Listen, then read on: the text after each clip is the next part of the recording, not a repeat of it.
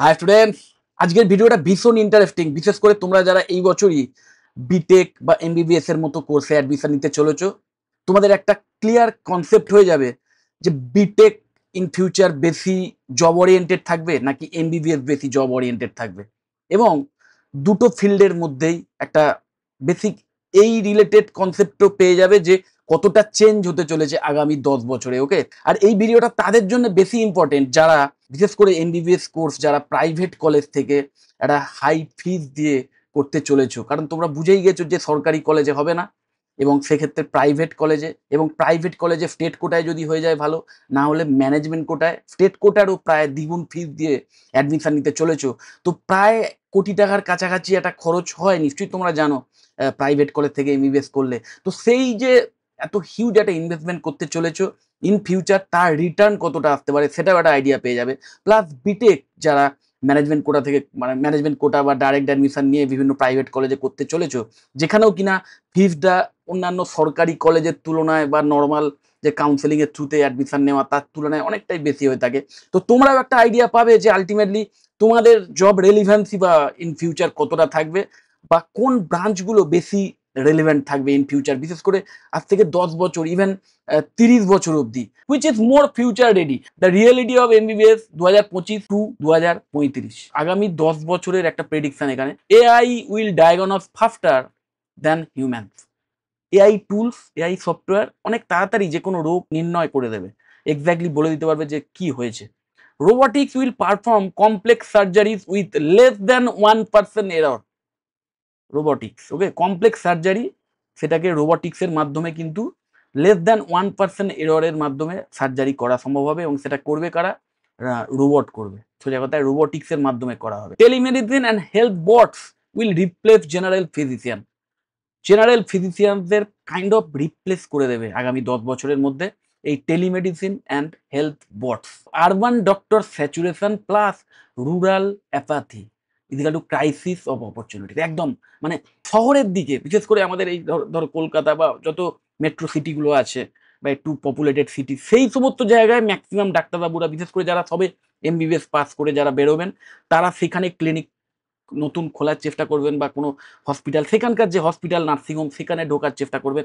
এখনো নিশ্চয়ই তোমরা দেখতে পাচ্ছ যে শহর ছেড়ে বেরিয়ে গ্রামে যাওয়ার ইচ্ছা কিন্তু ম্যাক্সিমাম ডাক্তারবাবুদের থাকে না। যাই হোক, তো সেই ট্রেন্ডটা আরো অনেক বাড়বে, এবং তখন ওই শহর যেগুলো, শহর এরিয়াগুলোতে প্রচুর এমবিবিএস ডাক্তার হয়ে যাবে, মানে ইভেন একটা স্যাচুরেশনে পরিণত হবে ব্যাপারটা। ওকে, তো কনক্লুশন কি না, unless you specialise or go abroad, MBBS may become a slow overload path. Just MBBS করে কিন্তু ইন ফিউচার খুব বিশাল কিছু আর করা সম্ভব হবে না, যদি না তুমি মানে বাইরের দেশে বা এমন কোনো কান্ট্রিতে যাও যেখানে ধরো এমবিবিএস ডাক্তারের অভাব আছে, সেই সমস্ত জায়গায় যদি চলে যেতে পারো সেটা আলাদা। কিন্তু আমাদের দেশে কিন্তু ওভার স্যাচুরেটেড হয়ে যেতে পারে। ওকে, এবং অবশ্যই যদি স্পেশালাইজেশন করো, পিজি যদি করতে পারো, তাহলে কিন্তু একমাত্র ভালো কেরিয়ার অপশনস হতে পারে। আগামী 10 বছরের এমবিবিএস এর রিয়েলিটি সম্পর্কে একটা আইডিয়া পেলে, এবার আগামী 30 বছরে বিটেকের কি, বিটেক ডিগ্রি নিয়ে যারা পড়াশোনা করবে এখন, তারা কোন জায়গায় থাকবে সেটা দেখো। ইন ফিউচার তোমাদের জব অপরচুনিটিস কোথায় কোথায় থাকতে হবে দেখো। $2 ট্রিলিয়ন মার্কেট হতে চলেছে আগামী 2030-এর মধ্যে, এআইএমএল এর যে market. Then quantum computing 10,000x faster than today's tech. আজকের যে টেকনোলজি আমরা দেখছি তার চেয়ে যখন কোয়ান্টাম কম্পিউটিং একদম ফুল ফেদে এসে যাবে, যেটা কিনা আগামী, অনেকে বলছে 5 বছর, অনেকে বলছে 10 বছর, কেউ কেউ বলছে ম্যাক্সিমাম লাগতে পারে 30 বছর। তো তার মধ্যে যদি এই কোয়ান্টাম কম্পিউটিং ফুল ফেজে আসে, তাহলে মিনিমাম 10,000 গুণ যা দেখছো টেকনোলজিক্যাল অ্যাডভান্সমেন্ট, তার 10,000 গুণ একটা স্পিড বেড়ে যাবে। তো একটা জায়েন্ট লিপ আসবে। যাই হোক, রোবোটিক্স রিপ্লেসিং 800 মিলিয়ন জব, কিন্তু 1 বিলিয়ন নিউ জবও কিন্তু, জবের অপরচুনিটি কিন্তু আসবে এই রোবোটিক্সের হাত ধরে। মানে সোজা কথায় মাথায় রেখো একটাই, যে এই ফিল্ডগুলোই কিন্তু ইমার্জিং হতে চলেছে। মানে তোমরা যে বিষয় নিয়ে, ব্রাঞ্চ নিয়ে যে পড়াশোনা করবে, যে ব্রাঞ্চ চয়েস করছো, তোমরা নিজেরাই বোঝার চেষ্টা করো যে তাহলে সেই ব্রাঞ্চটা ইন ফিউচার কতটা জব রেডি হবে। আমি তোমাদের বলেই দিচ্ছি যে এই মুহূর্তে যে কটা ব্রাঞ্চ আছে তার মধ্যে BTech in CSC, AIML, AIDS, then মানে সিএসসির যে কটা সাব ব্রাঞ্চ আছে বা স্পেশালাইজেশন আছে, সেগুলো তো অবশ্যই job oriented, plus ECE, Tripoli civil engineering এবং মেকানিক্যাল ইঞ্জিনিয়ারিং এই কটাই কিন্তু ইন ফিউচার ভীষণভাবে ফিউচারিস্টিক থাকবে এবং তার রিলেভেন্স আজ থেকে 30 বছর 40 বছর পরেও থাকবে। ওকে, এবং সেটা আরো ইভলভ হবে, মাথায় রাখবে। ওই মেকানিক্যাল ইঞ্জিনিয়ারিং শুধু ওই ট্র্যাডিশনাল ওয়েতে তো এখনো নেই। তো সেটা মেকাট্রনিক্স বা ওই রোবোটিক্সে পরিণত হবে, মানে তার সঙ্গে স্যান্ডউইচ কোর্স এসে যাবে। সিভিলও সেম কাইন্ড অফ, সিভিল ইঞ্জিনিয়ারিংয়েও পুরো ট্র্যাডিশনাল ওয়ে ছেড়ে অনেক নতুন ওয়েতে সিভিল ইঞ্জিনিয়ারিং হয়ে যাবে। তো আমি বিটেক ইন সিভিল ইঞ্জিনিয়ারিং এরও যে ওই নতুন যে রেভলিউশনারি চেঞ্জেস গুলো আসছে এবং যেগুলো অ্যাডাপ্ট করতে পারলে তোমরা ইন ফিউচার সিভিল ইঞ্জিনিয়ারিং করার পর একটা দুর্দান্ত কেরিয়ার করতে পারো, সেই নিয়ে ইনডেপথ ভিডিও বানিয়েছিলাম, সেটার লিঙ্ক আমি ভিডিওর ডেসক্রিপশন বক্সে দিয়ে দেবো, তোমরা অবশ্যই দেখে নেবে।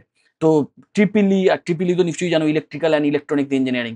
পাওয়ার সোর্স সবসময়তেই লাগবে এবং সেই পাওয়ার সোর্সের মাধ্যমে কীভাবে ইলেকট্রনিক ডিভাইস কাজ করে সেটাও তার মানে প্রয়োজন থাকবেই, কারণ আলটিমেটলি এআইএমএল সফটওয়্যার এরা ওই ইলেকট্রনিক ডিভাইসের ওপরই কাজ করবে। সো ইলেকট্রনিক্সের গুরুত্ব কতটা থাকতে পারে বুঝতেই পারছো, এবং ইসি বলার অপেক্ষা রাখে না। যাই হোক, স্টাডি ডিউরেশনটা দেখো, আজকের যারা তোমরা এমবিবিএস করতে চলেছো তোমরা কিন্তু মানে সত্যিকারে নিজের পায়ে দাঁড়াবে বলতে পারো, একটা স্টেডি ইনকাম স্টার্ট করতে পারবে মিনিমাম 8 থেকে 10 বছর পর। এআই টুলসগুলো বা এমএল এর যে টেকনোলজি আসছে, রোবোটিক্স আসছে, সেইগুলো না ওই রিপিটেটিভ কাজ, সেই রিপিটেটিভ কাজগুলোকে তো আগে অবসলিউট করে দেবে। তোমাকে নতুন ইনোভেটিভ কোনো কাজকর্মের মধ্যে থাকতে হবে, রিসার্চ ওয়ার্কের মধ্যে থাকতে হবে, নতুন টেকনোলজি অ্যাডাপ্ট করতে হবে, এবং যার জন্য অবশ্যই এমবিবিএস করার পর কিন্তু তোমাদের টার্গেট রাখতেই হবে যে একটা পিজি করতে হবে। তো এইরকম মেন্টালিটি যদি থাকে, আগে থেকে মাইন্ডসেট থাকে, তবেই কিন্তু এই এমবিবিএস ডিগ্রি কোর্সে অ্যাডমিশন নেবে। শুধু এমবিবিএস ডিগ্রি নেওয়ার পর একজন ডাক্তার জেনারেল ফিজিশিয়ান হয়ে কিন্তু আজ থেকে 5 বছর পর, আমি তো এটাকে 10 বছর বলা হয়েছে, কিন্তু আমি তোমাদের বলছি মোটামুটি আজ থেকে 5 বছর পর জেনারেল ফিজিশিয়ানদের কিন্তু কেরিয়ার অতটা চোখ ধাঁধানো নাও হতে পারে। ওকে, এটা কিন্তু আমি তোমাদের এখন থেকেই একদম মানে খুব মানে অ্যালার্মিং ব্যাপার বলে রাখলাম। হয়তো আমার কথাটা আপাতত শুনতে খারাপ লাগছে, কিন্তু একটু যদি নিজেরা খোঁজ খবর নাও তাহলে এটাই কিন্তু মেন ফ্যাক্ট। ওকে, যাই হোক, আর বিটেক করার পর 4 থেকে 6 বছর একদম বিটেক করার পর বেসিক্যালি বিটেক করার সময়তেই যদি তুমি ওই যে যে স্ট্রিমগুলো বললাম, সিএসসি, আইডিএস, এআইএমএল, রোবোটিক্স বা সাইবার সিকিউরিটি, দেন ক্লাউড কম্পিউটিং, এই টাইপের কোনো স্পেশালাইজেশন নিয়ে যদি তুমি বিটেক করো, তাহলে তো কোর্স কমপ্লিশনের সাথে সাথে একটা ভালো জায়গায় চাকরি পেয়ে যাবে, কারণ আইটি ফিল্ডগুলোতে ভ্যাকেন্সি হিউজ। ওকে, এবং এই টেকনোলজিক্যাল যে নিউ টেকনোলজি নিয়ে যারা পড়াশোনা করছে তাদের তো প্রচুর অপশন থাকবেই। প্লাস ইসি, ট্রিপল এমই এই সমস্ত বিষয় নিয়ে পড়াশোনা করার পরেও কিন্তু আলটিমেটলি ইঞ্জিনিয়ারদের চাহিদা যত দিন যাবে আরো বাড়বে, বই কমবে না। সো অবশ্যই ওই 4 বছরের কোর্স কমপ্লিশনের পরেই কিন্তু একটা ভালো চাকরি মানে এক্সপেক্ট করতেই পারে যারা সিরিয়াসলি অ্যাটলিস্ট 4 বছর পড়বে। আর যাদের ধরো সেটাও হলো না, তারা এমটেক করে নেবে বা এমবিএ করে নেবে, এমবিএ করার পর বা এমটেক করার পর জবের অপরচুনিটি আরো অনেক বেড়ে যেতে পারে, স্যালারি অনেক বেড়ে যেতে পারে, যে কারণে বিটেক যারা করছো তোমরা কিন্তু আরো অনেক তাড়াতাড়ি একটা স্টেডি ইনকাম স্টার্ট করতে পারো। ওকে, এই এমবিবিএস কোর্স কি ফিউচার প্রুফ? এমবিবিএস করলে কিন্তু আর ফিউচার প্রুফ কেরিয়ার নয়, তোমাদের অবশ্যই স্পেশালাইজেশনস এর কথা ভাবতে হবে, পিজি করার কথা ভাবতে হবে। এবং বিটেক বিটেক যারা করছো তোমাদের কি ফিউচার প্রুফ? অবশ্যই, কিন্তু কিন্তু কিন্তু ফিউচার প্রুফ নাও হতে পারে যদি তুমি ওই বাঁধা ধরা গদের মধ্যে থেকে পড়াশোনা করো এবং নিজেকে রেগুলার আপডেট না করো। তোমাদেরও কিন্তু র্যাপিডলি চেঞ্জ হওয়া যে মানে টেকনোলজি, সেটার সঙ্গে নিজেকে খাপ খাইয়ে রাখতে হবে এবং কন্টিনিউ একটা লার্নিং মেন্টালিটির মধ্যে থাকতে হবে, সেলফ লার্নার হতে হবে। ওকে, এবং এআইএমএল কে মানে একদম নিজের হাতিয়ার করে তুলতে হবে, তাকে ইগনোর করলেও চলবে না বা ভয় পেলেও চলবে না। AI will not replace doctors, but AI plus doctors powerful combo. যে একজন ডাক্তারবাবুকেও কাইন্ড অফ টেকনিক্যাল নলেজ থাকতে হবে। যে সমস্ত ডাক্তারবাবুরা টেকনোলজিক্যাল নলেজ নেবেন বা এআই টুল শিখে ভালো ডাক্তারবাবু হয়ে যাবেন, অবশ্যই তারা তো সাস্টেন করবেন শুধু নয়, তারা মানুষকে অনেক বেশি রোগমুক্ত থাকতে সাহায্য করবেন, মরণাপন্ন রোগীকে বাঁচাবেন এবং অনেক দুরারোগ্য ব্যাধি নির্মূল করে দেবেন। এই যে এমবিবিএস কোর্সে এত কোটি কোটি টাকা দিয়ে করার এই যে আর্জটা, শুধু যে এমবিবিএস এর প্রতি ভালোবাসা বা ডাক্তার হওয়ার প্রতি প্যাশনেট বলে করছে অনেকে তা নয়। এমন ক্যান্ডিডেট নিশ্চয়ই আছে তোমরা জানো যারা জাস্ট ওই ডিগ্রিটার জন্য এমবিবিএস করে।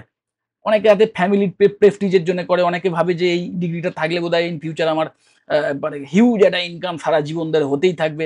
সেই ব্যাপারটা যখন বুঝতে পারবে তারা আলটিমেটলি যে এটা নয়, যেটা কিনা খুব শিগগিরই দেখা যাবে, যখন তারা বুঝতে পারবে তখন কিন্তু এই ট্রেন্ড কমতে থাকবে এবং আলটিমেটলি সত্যিকারের যারা ভালো ডাক্তারবাবু তারাই ডাক্তার হবেন। আলটিমেটলি যারা যে সমস্ত ডাক্তারবাবুরা ফিউচার রিড করতে পারে, এবং নতুন ইনোভেশনকে অ্যাডাপ্ট করতে পারেন, নতুন টেকনোলজি অ্যাডাপ্ট করতে পারেন, তারা কিন্তু থ্রাইভ করবে। ওকে? এবং মাথায় রাখবে এই ডাক্তারবাবুদের মধ্যে যারা ধরো এই হায়ার স্টাডি করে আল্টিমেটলি রিসার্চ ওরিয়েন্টেড কাজের মধ্যে ঢুকবেন, তাদের কিন্তু হিউজ ডিমান্ড থাকবে। আমি সেটা নিয়ে ইন ডেপথ এ আরেকটা ভিডিও বানাবো, যেখানে আমি এই কম্পারিজনও করব যে কেন এমবিবিএস এর চেয়ে in future BSc in biotechnology বা বিএসসি ইন মাইক্রোবায়োলজি বা বিএসসি ইন বায়ো ইনফরমেটিক্স এই টাইপের কোর্স আরো বেশি জব ওরিয়েন্টেড হতে চলেছে।